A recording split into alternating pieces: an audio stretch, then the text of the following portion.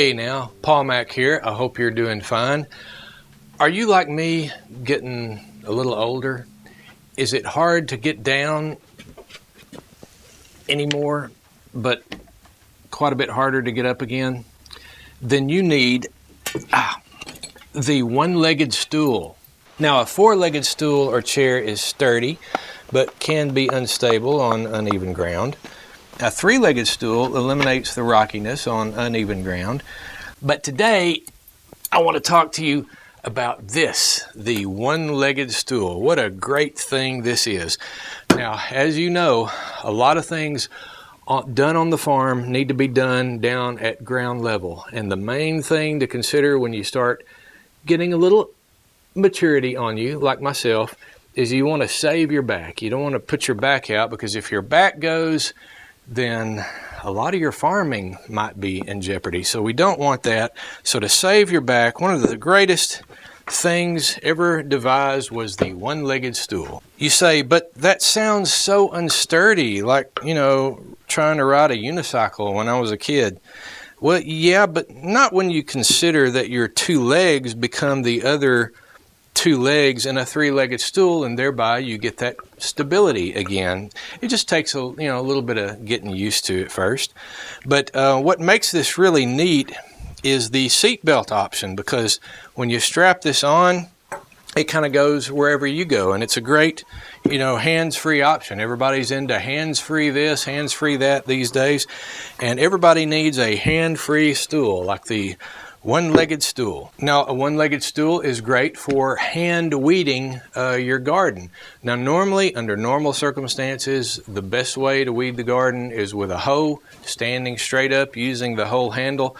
But there are times where maybe rain prevents me from getting in the garden when I need to, and the weeds grow a little bit taller, and it's not quite as conducive to use a hoe, because you're going to end up, it's hard to tell which is the plant, which is the grass when the grass gets that tall. And so in those instances, I'll strap on the old one-legged stool, and it makes it much easier to get down on the ground level and actually get those weeds out of there and get your garden back under control. And then also, for those of you who really enjoy the raised bed gardening, of course, that's why you got a raised bed probably, is to make it a little more easier to manageable to get to your plants. But still, those raised beds aren't necessarily this tall. They're still, pretty low to the ground, 18, 16 inches.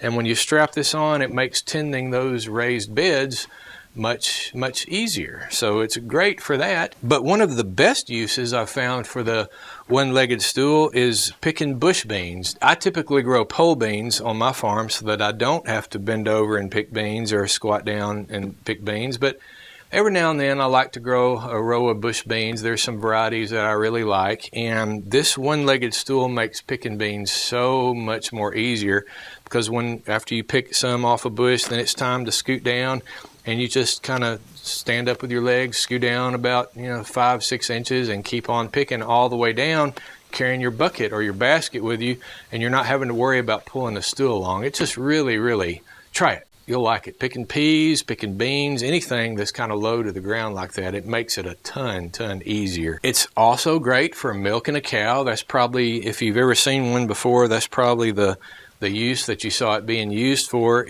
And I have used it for milking my cow. When I was back in Tennessee, I had a little bit more room to move around in the stall with.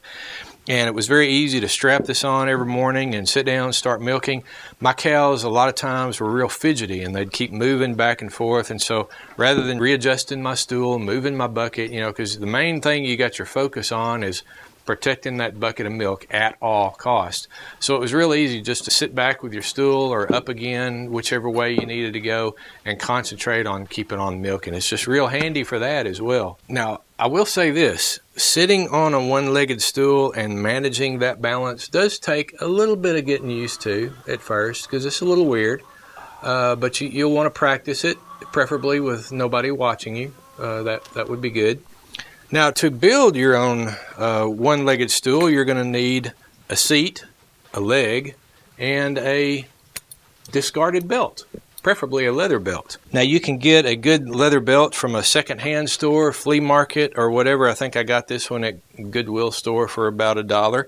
and it's a child's belt. And really the size doesn't matter because you're going to be cutting it in half anyway, and so you're going to gain some of that circumference. So as long as it's leather is preferable, because leather tends to hold up a little bit better than your plastic leather lookalikes or pleather or whatever. And the wider, probably the better. But again, any size belt, children's belt or whatever. The first step is cutting the belt in half, and then you can attach it to your seat either with maybe some long roofing nails. I would prefer screws.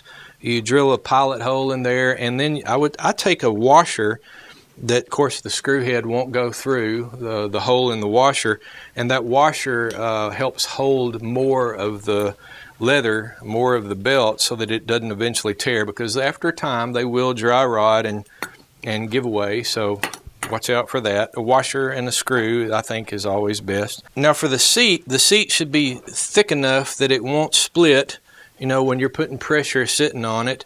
I think this one it looks like a hardwood that I found somewhere. You could always take a cross section of a tree and cut it if you wanted a round one-legged stool. I might not use pine for that because that's going to crack with the grain almost probably immediately after using it. If you're going to use a tree cross section, cut it at least 2 inches thick, but it ought to be a tree that's kind of split resistant, like sweet gum or maybe an elm, and you'll probably have better luck. An oak or a pine is eventually going to split. And if it did split or break, you don't want that leg going up, protruding, not be a good situation. Now you want the leg to be made out of a dense hardwood like hickory or oak. I wouldn't use pine; that would be brittle and break pretty soon after making it. And you want the leg to be about 1.25 inches. This one's 1.25 inches. I wouldn't make it any smaller diameter than that, and maybe a little bigger wouldn't hurt. You could make the leg out of a sapling. Go cut a sapling that's roughly the same size and make that, but you're going to want that sapling to cure and dry out for a few months before you using it as a leg, because it's going to shrink in that hole and then get all wobbly on you. So about 1.25 inches is a good diameter. And once you've inserted the leg on there, and make it a little longer than you think you might need, because you can always, it's like a haircut. You can always take a little off. You just can't put any back. Well, I guess you could. It'd be weird though. And you want it to where your legs are maybe horizontal. Might be good for you. You can try it out and see. I like for my knees to be a little bit higher than my hips, so maybe your knees going up just a hair. But, try it out and see what you like and keep cutting until you get something that you're comfortable with there. Now, your weight, how heavy you are, really matters as it relates to how you connect the leg to the seat.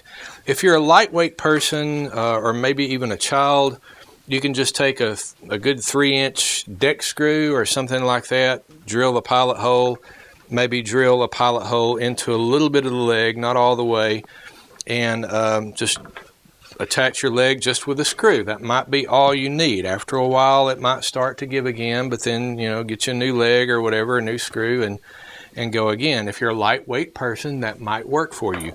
Now, this one, I'm about 200 pounds, and this one works well for me. What I did was I took a 1.25 inch bit and drilled down maybe halfway into the seat there. And this is about 2 inches, 1.75 inches, drilled down about halfway, and then whittled the end until I could kind of fit that leg in there. And then looks like I used a nail here. You can use a nail or a screw or whatever. And of course, when you drive that nail or that screw in, it's going to expand the leg just a hair and make it good and tight in there. This one is good and tight. And that works for me. Again, I'm about 200 pounds, give or take. And that seems to be sturdy enough for me. Another option is to drill a hole all the way through the entire seat, and with your leg, maybe a little bit wider diameter leg, you would whittle down a shoulder on that leg so that it stops when it's inserted, and then you can, if you wanted to, saw down into the leg and put in a a wedge, like for rehandling a hammer or an axe or something, or you can make your own little hardwood wedge and drive that in there to make that leg tighten up. Another option for reinforcement would be a small wooden plate below the seat through which the leg passes. The plate would be nailed or screwed to the seat on the bottom side, and that would give additional support. Now, if you've got back problems or brittle bones, maybe the one-legged seat is not entirely for you. I want you to be, as safe as you feel like, because, this is farming. Things happen. These legs might break, the screw might give away, who knows? Anything could happen. So just be cautious. This is farming. Farming is risks, but I don't want you to take risks that you're uncomfortable with. So take all that with a grain of salt. This is America. You build and you sit at your own risk. Do what you feel is comfortable for you, because I'm not going to pay your chiropractic bill. I'm sorry. Well, I guess that's about all I have to say about my favorite farm tool, the one-legged stool. That rhymes. So, maybe you've thought of a different use for the one-legged stool. Why don't you leave it in the comment section below? We'd all love to read that. I love reading your comments, by the way. Please keep them coming. If I have time, I try to reply to everyone. So, I guess until next time, I'm Paul Mack with my favorite farm tool, the one-legged stool. I'll talk at you later.